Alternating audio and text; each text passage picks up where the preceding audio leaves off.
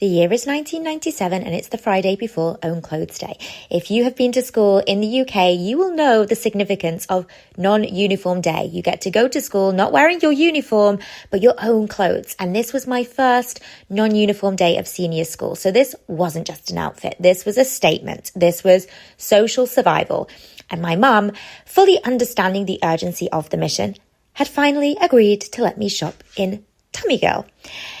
So here I am in Tummy Girl, losing my mind, going through the racks, getting really excited, clutching at all of these different outfits, crop tops, low-rise jeans. I'm basically trying to figure out what my identity is, what is my style? I have no idea what my style is. And I can feel that my mom is getting a little bit frustrated because I just can't seem to decide. So she's doing this very passive, aggressive, huffing and puffing. And I can just tell that, okay, I've got a short window here before she's really going to get fed up and we're going to have to leave. But I just can't seem to decide. And so my mum eventually says, that's it, we're going. We have to leave now. Let's go. So I panic and I end up choosing nothing, which is basically, choosing social death if you're in year 7.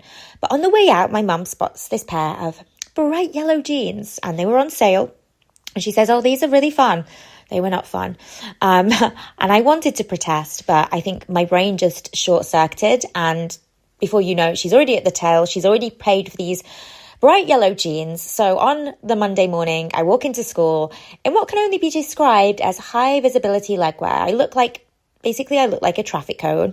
And within an hour, I've been christened Banana Peel. That's what people were calling me and saying things like, oh, well, don't get too close to her because someone will slip on you. And, I was mortified. And I think that's probably the day that springs to mind when I learnt the lesson the hard way, that indecision is always going to make a decision for you. And it rarely has good taste. So what I now know to be true, having worked with thousands of women, helping them step into their next level of success, is that their ability to get decisive is often the thing that makes all of the difference. People are so afraid of failing or making the wrong decision. But I think most people don't fail because they make the wrong choices. They fail because they never choose at all. So if you are somebody that struggles with indecisiveness, then this episode is for you. Let's dive in. Welcome to the She Leads podcast, a space that empowers women like you to build success in a way that feels authentic, energizing, and aligned with who you really are. In a world that tries to convince us that success means hustling harder and following everyone else's rules, we're here to rewrite the script. This is about success that feels nourishing, not depleting. Success that brings the fulfillment, impact, and recognition you deserve, whilst ultimately giving you the financial power to create the future you want and inspire meaningful change in the world around you. Make sure to hit the follow button so that you never miss an episode, and come and say hello on Instagram. You can find us at she_leads.academy. Let's dive in. Hello, ladies, and welcome to a brand new episode of the She Leads show. So I was asked recently what I believe to be something that I see really holding women back in business. And I think decisiveness is something that always comes to mind. And this was obviously something that I have very much struggled with. I think we all do. And I think going back to that day in Tummy Girl, that day pretty much set the tone for my whole relationship with indecision.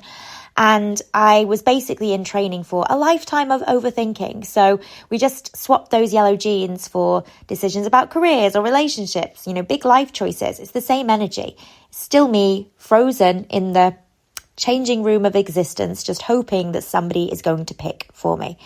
Now, when I first started exploring the idea of becoming a coach, I kind of discovered it and I was thinking, this feels like something that I've been looking for my entire life. Where has this been my whole life? But at the time, everything in my life was falling apart. So I'd just come out of a failed engagement. It was a very toxic relationship that left me really questioning my worth. I was in financial chaos. Anxiety was really kind of overwhelming at that stage. It was resulting in panic attacks. I think a lot of it was because I was feeling so lost and so overwhelmed in my career choices. So I certainly wasn't confident. I certainly didn't feel ready. And if you looked at me then from the outside, you would have probably agreed and said, now is not the time for you to become a life coach. And lots of people in my life kind of felt the same way. Everything really pointed to this being a bad decision, a bad time. But I did it anyway. And I was actually very decisive about it. I remember having a call with the life coach training company that I ended up training with. I had a call and I actually ended up signing up to my life coaching qualification that same afternoon. Now, financially, I certainly wasn't sure how I was going to make it work. I had no idea how I was actually going to find the time to study alongside my job. I had so many questions still, so many things that I didn't really know about, but I decided that this is what I wanted to do. And so I jumped. And this wasn't because I felt certain. It was because I was done waiting for certainty to save me. And I think when you've hit a bit of a rock bottom in your life, that's sometimes the moment you stop mistaking stability for safety. And I realized that my obsession with certainty previously, with knowing how things would turn out before I tried things, was the very thing that had been keeping me stuck. Now, I think for years, I'd really been thinking about, I'd love to do something else for myself. I don't really want to be in the corporate world. I've chosen this, path, but, law was never really for me. Like, I don't really see myself being in an office. But I never really explored my options because I was telling myself I was waiting for the right moment. But really, I was waiting for the fear to disappear. And that fear never does. Fear doesn't fade with time. It only actually fades with movement. And I decided at that time, waiting had already cost me enough already, and I was done waiting for permission to do the thing that I know that I was meant to do. Now, the thing about certainty, it's very seductive. Certainty says if you just plan enough and prepare enough, wait long enough, you will finally feel ready. But that readiness is a complete lie. It is the mind's way of avoiding risk, and risk is really where transformation happens. And I used to think that successful people, when I would look up to women that inspired me, I thought, they've just got some internal compass that just makes them sure, just makes them confident enough to I'm really sure about this. But then I actually met a woman. She was a lady that was very successful within the coaching space. And I just reached out to her. I thought, I'm just going to ask her, does she have any words of wisdom for me? And I said, what made the difference for you? And the word that she said was decisiveness, just doing it, not waiting for the confidence to arrive, not waiting for, that clarity to appear, just deciding. And what was really interesting, when I made my choice, I think the big one for me was that choice to becoming a coach, because that was a real leap of faith outside of my comfort zone. But it wasn't really this moment where I was like, I'm so happy now. And it was like popping champagne and celebrating. Because in that moment, it was messy, it was shaky, it was raw. It was like, oh my goodness, what am I doing?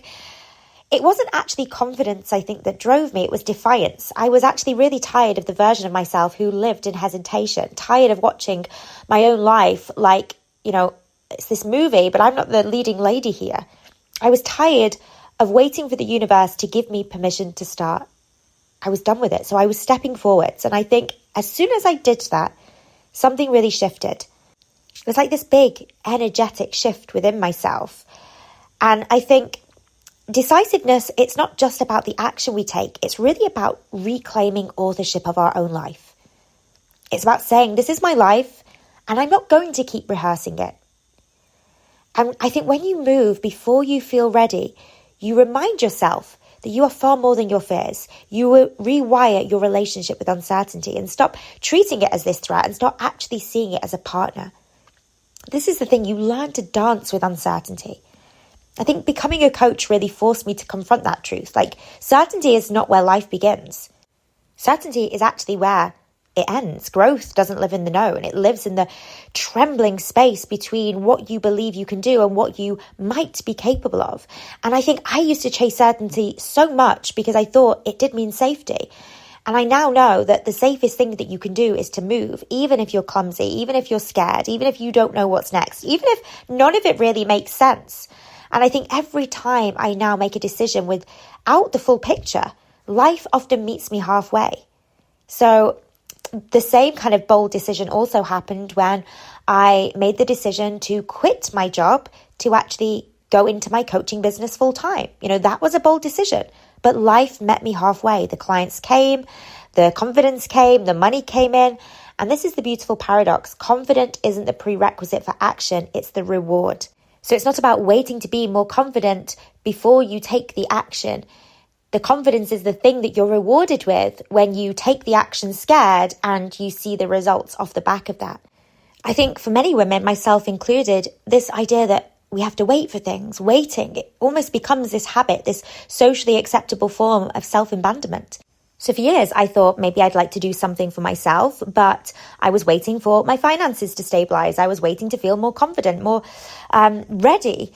And all of that waiting had built nothing but walls. And I think one day you just realize that life doesn't hand you clarity. It hands you these crossroads, and you only find out who you are when you choose a direction. You have to make a choice. And I chose, again, not because I was sure, but because I refused to keep living life like a spectator in my own story. Now, I think socially, waiting for the right time is often the thing that's applauded. I remember when I had my first ever coaching session. This was me as a client. I'd worked with a coach, and I came off the back of that session and thought, this is what I want to do. And I remember having a conversation with my mum and telling her this, but then say, actually, no, I don't think this is the right time. And my mum completely agreed. No, it's absolutely not the right time. You should be focusing on your career, maybe sometime in the future. Waiting for the right time is, seen as this sensible thing to do. It sounds responsible. It's safer to analyze endlessly than to actually risk taking an imperfect leap. The modern world, I think, really feeds this paralysis. So we live in a world where we've got so many different options available to us, career paths, partners, ideologies, different creative outlets, infinite choice. And I think that choice was meant to make us feel free, but I think it's actually made us feel more fragile. Because I think what happens when we say maybe to something, when we don't fully decide, we're kind of leaving this mental tab open. And every delay divides our attention, and we end up just drowning in all of these different possibilities. So psychologists call this analysis paralysis. You've probably heard of that term. But what I think it is this real addiction to safety. The mind tells itself, if I wait long enough, then I'll be certain things will change. But I don't think that certainty ever comes. We obsess over the best, the best timing, the best plan, the best path. But that perfectionism, I think, is cowardice. It's just another way in which your fear is showing up. Now, I think the thing as well that decisiveness gives you over somebody who really struggles to make a decision on things or procrastinates or overanalyzes everything is that it gives you momentum. Momentum is, I think, the physics of success. So once you move forwards, once you take that initial step, every action creates data, it creates feedback, it creates direction. So the path actually becomes clearer and clearer over time. So we think, I have to wait for the path to become clear or for life to figure itself out. But from my experience, life only figures itself out once you take the bold step, once you act from a place of decisiveness, even if you don't have the answers. If I think about decisiveness, something that does come up for me is speed, like the speed in which we make decisions. And I think that's partly to do with it, but I think it's really about trust. It's that confidence that you can handle whatever happens next. When we're trying to make a decision on something, often people think, it's because I lack information. I need to have more information about this. And, they maybe are exploring different options or weighing up pros and cons of things. But actually, what they lack is their faith in their ability to adapt. So they think they need the right plan when what they really need is the right amount of self-trust. So I think when people are decisive, they're not necessarily saying, I absolutely know this will work. They're saying, whatever happens, I will learn fast enough to make it work. What I also think plays into indecisiveness is this illusion of infinite time. Technology has made hesitation easier and also deadlier because you can scroll endlessly, you can research infinitely, you can constantly be planning. The internet is a buffet of maybe laters. We've got every app, every algorithm, every endless feed. It's designed to make you feel like you're doing something when really you're just doing nothing. We've almost made an art form out of almost doing something. We make Pinterest boards for the lives we're not yet living. We'll save workouts that we never actually do, or we pin recipes to boards that we never actually make. We call it preparing, but it's actually just, again, procrastination. And I think every tool designed to help us act faster has ironically made it easier to delay.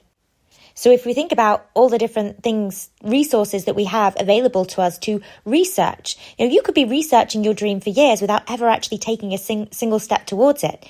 And because it kind of feels like progress, because you're maybe reading about it or learning about it, it's seductive. But again, it is just procrastination. So when it comes to making big decisions in our life, we're not necessarily saying no anymore. We're saying later. But that later is actually the slowest form of never. There will always be a later. There will always be this moment in the future where you think, oh, maybe it would be better to do something then. And I think this is the thing that separates the movers and the dreamers from doers. And it's not about intelligence or privilege or resources. It's about the ability to say now. I choose now. The thing with decisiveness is it's like a muscle. Your hesitation is how you weaken that muscle. So every time you delay, you reinforce the belief that you can't trust yourself. And what happens over time is that over time, you actually lose your capacity to leap. We think, if we delay things, it's going to make making the decision easier later, but it's actually not. You actually lose your capacity to leap at all. You become fluent only in hesitation. You become the person who almost starts something, who almost applies for something, who almost becomes something, who almost makes something. And here's the funny thing about almost starting something. It actually takes the same kind of energy as just doing it. You think you're saving yourself effort by waiting, but you're not. You're actually just spending it differently. Almost is exhausting. You're mentally living in the entire process. The what ifs, the planning, the imaginary failure, the possible embarrassment or judgment without ever actually getting the payoff of actually moving. So you're rehearsing the thing. Maybe you internally do the dress rehearsal, but you never actually do the final performance.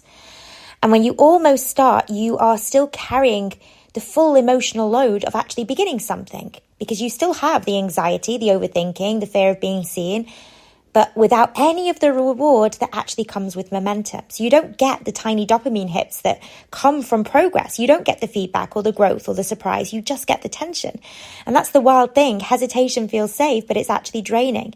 Action, even messy action, creates energy.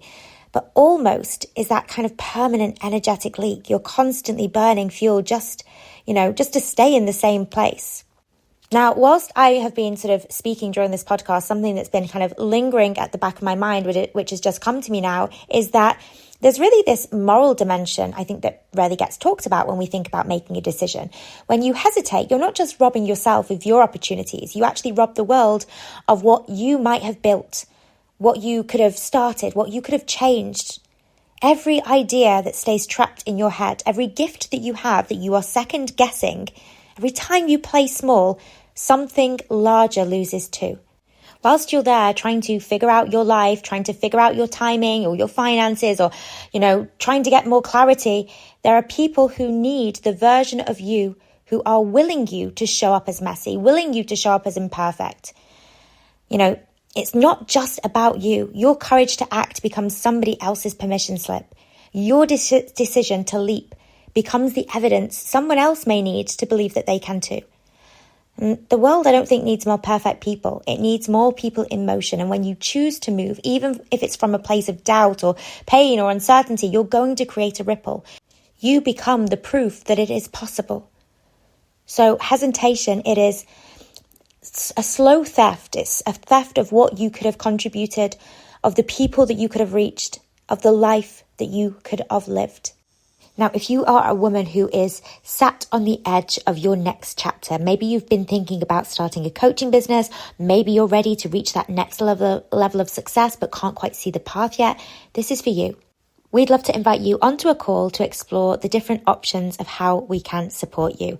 Now, deciding right now doesn't mean having it all figured out. It just means taking that next step, exploring your options, opening the door a little wider and letting possibility in. Because every decision you make, even the small ones, are going to build momentum. And remember, it's momentum that changes everything. So if you feel like you're ready for something more, then you can schedule a call by visiting our website, she-leads.co. If you scroll down to the bottom of our homepage, you will find a button at the bottom of that page where you can schedule a time to speak. So remember, momentum changes everything. This one small decision could really open the door for so many possibilities for you. So thank you so much for tuning into this episode, and I will catch you on the next one. Bye, ladies. If today's episode lit something up in you and you are ready to build a coaching business that not only changes lives but creates the income and freedom you deserve, then right now you can request a free trial of our She Leads Academy coach training. To get your free trial, just head over to Instagram and visit us at she_leads.academy. You will find the link to the free trial in our bio. I cannot wait to see what's possible for you.